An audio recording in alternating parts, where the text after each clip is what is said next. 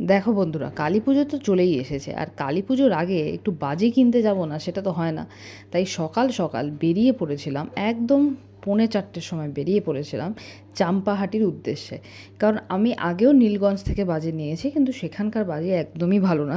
তাই চলে গেছিলাম চাম্পাহাটিতে। আর যাওয়ার প্রসেসটা ছিল হচ্ছে, আমি বালিগঞ্জ পর্যন্ত গাড়ি নিয়ে গেছিলাম। চলে এসেছিলাম বালিগঞ্জ স্টেশনে, প্রায় তখন বাজে 4:45। 4:45 নাগাদ বালিগঞ্জ স্টেশনে পৌঁছে গেছিলাম। আর এই ট্রেনটা আমরা ধরবো, ক্যানিং লোকাল।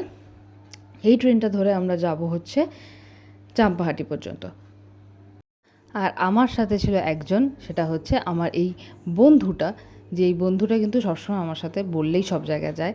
আর আমরা বালিগঞ্জ স্টেশনে একটু চা খেয়ে নিয়ে তারপরে কিন্তু ট্রেনে উঠে পড়েছিলাম। জানো তো বন্ধুরা, আমি যখন ছোট ছিলাম না, তখন আমি আর আমার বাবা মিলে রং মশলা আর তুবড়ি বাড়িতে বানাতাম। যাই হোক, সে তো গেছে। ট্রেনে উঠে পা নাচাতে নাচাতে এই বাইরের প্রকৃতির দৃশ্য দেখতে দেখতে আমরা পৌঁছে গেছিলাম চাম্পাহাটি স্টেশনে।